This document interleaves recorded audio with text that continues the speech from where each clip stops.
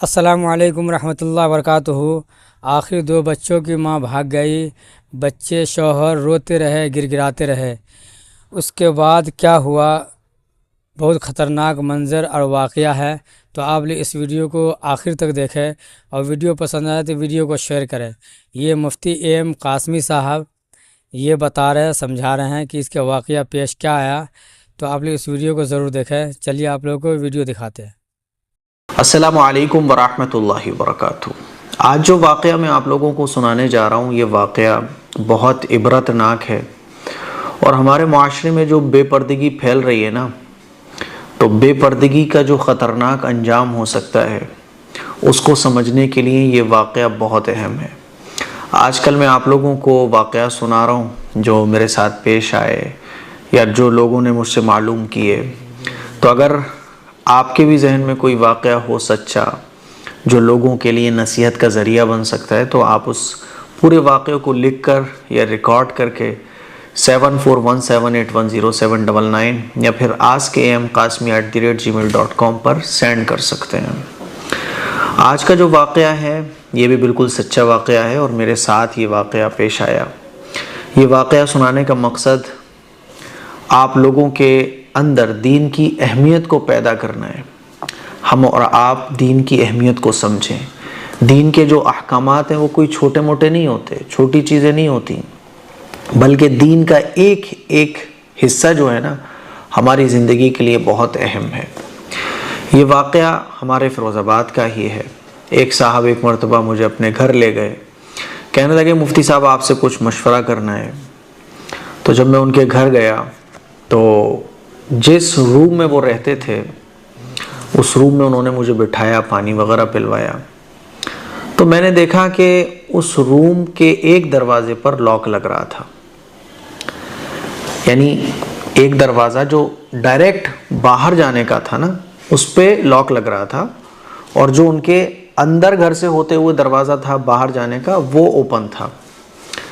तो पानी पीते हुए मैंने सबसे पहले उनसे यही पूछा कि मैंने कहा इस दरवाजे पे लॉक क्यों लग रहा है। तो उन्होंने कहा मुफ्ती साहब मैं अभी सब बताता हूँ। फिर जो उन्होंने अपनी कहानी बताई, वो कहानी ज़रा आप सुनिए। बेपर्दगी के कितने ख़तरनाक अंजाम हम लोगों के सामने आ रहे हैं, उसके बावजूद भी हम लोग जो है ना, पर्दे का एहतमाम, शरीयत को फॉलो करना, दूर दूर तक हमारी ज़िंदगी में आज इस्लाम और शरीयत नज़र नहीं आती है। कहने लगे मुफ्ती साहब मसला ये है कि मेरा काम था, तो उस काम में एक लड़का आया करता था। उनका जो काम था वो घर में ही काम था, गिलास वगैरह का, कांच के गिलास वगैरह उनके घर में बना करते थे। तो एक लड़का उनके घर में काम करने के लिए आता था। उनकी बीवी और उनकी बहनें भी उस काम में शरीक रहती थीं। अब वो लड़का इनकी बीवी के साथ हंसी मजाक दिल लगी और वही हाय हेलो जो चलता है, ये सब रहता था। वो भाभी बोला करता था। अच्छा, उम्र में वो तकरीबन 4-5 साल छोटा था। इनकी भी शादी नई नई हुई थी। इनकी शादी को तकरीबन 3-4 साल, मेरे ख्याल में 6 साल हो गए होंगे, और वो लड़का उम्र में तकरीबन 7-8 साल छोटा था। काम करने आता था, घर के सारे लोगों से उसकी अंडरस्टैंडिंग बहुत अच्छी थी, लेकिन ख़ास तौर पर इनकी बीवी से, जिनको वो भाभी कहता था, कुछ ज़्यादा ही अंडरस्टैंडिंग अच्छी हो गई थी। लेकिन घर के लोग ध्यान नहीं देते थे। जैसे मैंने कहा ना कि कुछ चीज़ें इतनी छोटी होती हैं कि हम लोग नज़रअंदाज करते हैं, इग्नोर करते हैं और कहते हैं कि यार ऐसा तो पॉसिबल ही नहीं है, ऐसा कैसे हो सकता है, सोच भी नहीं सकते हम लोग। यहाँ तक कि अगर शरीयत की बात भी बताई जाए कि यार ये शरीयत के मुताबिक ठीक नहीं, तो हम कहते हैं अरे यार ऐसा भी भला कोई ये लड़का कर सकता है, ऐसे भी कोई लड़की भला कर सकती है। शरीयत ने जो चीज़ें बताई हैं उसको हम फॉलो नहीं करते, उसका फिर अंजाम बड़ा ख़तरनाक होता है। फिर क्या हुआ, हाय हेलो चलता रहा। तो जो इनकी बहन थी, यानी जो नंद थी ना, उनको थोड़ा सा डाउट होने लगा कि ये लड़का जो आता है, इसके बातें और इसका लहजा और इसका थोड़ा सा मिलने मिलाने का तरीक़ा डाउटफुल है। तो उन्होंने घर के 1-2 लोगों से और कहा, तो घर के लोग अरे ऐसा नहीं हो सकता, पागल है, ऐसे कैसे हो जाएगा, ये वो है ना। फिर उन्होंने कुछ चीज़ें और देखी थोड़ा सा जो शक में डालने वाली थी, तो उन्होंने फिर घर में कहा। तो घर के लोगों ने उनको ही डांट दिया कि तू जो है ना घर में लड़ाइयाँ करवाना चाहती है, इसीलिए इस तरह की बातें फैला रही है। जब इस तरह की खबर इनकी बीवी को पता चली कि इनकी नंद जो है ऐसे ऐसे घर में कोई बात कर रही हैं कि उस लड़के के साथ इनका ताल्लुक़ है और वो लड़का थोड़ा सा डाउटफुल लग रहा है, तो इन्होंने भी खूब नाटक किया रो धो कर के, बताओ वो तो मेरे बच्चे की तरह है या देवर की तरह है और ऐसा तो कुछ भी नहीं है, आप गलत सोच रही हैं। तो घर वालों ने ननद को ही डांटा कि तू ऐसा क्यों ख़राब बोल रही है और ऐसा ख़राब क्यों सोच रही है।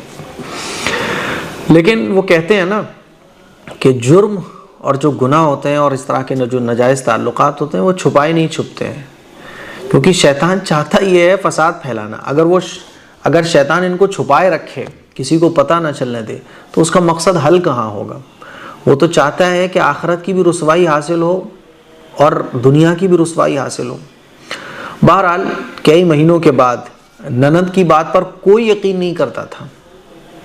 ननद जो है बोलती थी, समझाती थी घर वालों को कि देखो एक दिन बहुत बड़ा मसला खड़ा हो जाएगा, ये लड़का बहुत गड़बड़ कर देगा, आप लोग इसको समझते नहीं हो। तो सब लोग ननद को ही डांट देते थे, लेकिन ननद के पास कोई प्रूफ नहीं था। बहरहाल एक दिन क्या हुआ कि ये सारी चीज़ें खुल गई और ननद चूँकि जब उसने देखा कि घर वाले मेरी बात को एक्सेप्ट नहीं कर रहे हैं, मेरी बात को मानते नहीं है, तो फिर उसने एक पूरी प्लानिंग की और उस प्लानिंग के तहत उसने सारे सबूत इकट्ठे कर लिए और ये खुलासा हो गया कि उस लड़के के साथ जो इनके यहाँ काम करने आता है, अच्छा ये जो काम होता था, नीचे ये लोग रहते थे, सेकंड फ्लोर या शायद थर्ड फ्लोर पर ये काम कांच वगैरह का हुआ करता था।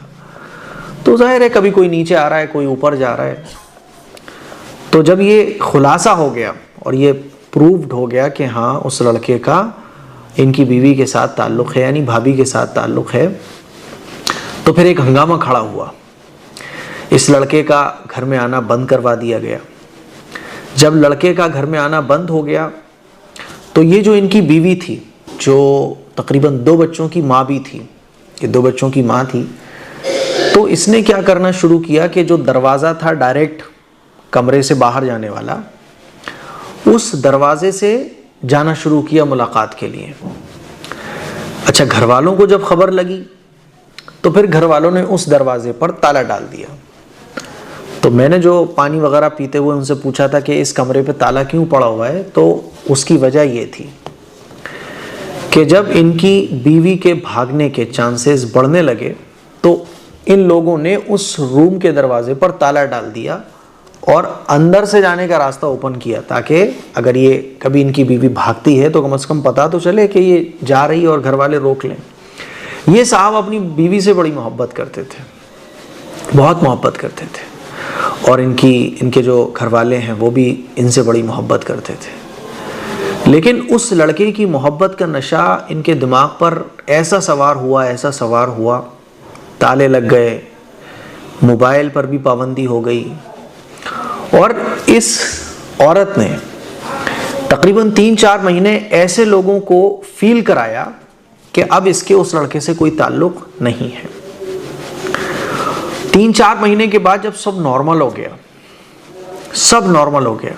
सब लोगों को लगने लगा कि अब ये सुधर गई, इसने माफ़ी भी मांग ली कि मेरे से जो हुआ वो गलत हुआ और अब मेरा उस लड़के के साथ कोई ताल्लुक नहीं है वो, और एकदम 3-4 महीने नॉर्मल ज़िंदगी इसने गुजारी, ऐसे जैसे उस लड़के को ये भूल चुकी है और एकदम सुधर चुकी है। बच्चों की बहुत अच्छी परवरिश, घर वालों के साथ भी बहुत अच्छा मामला।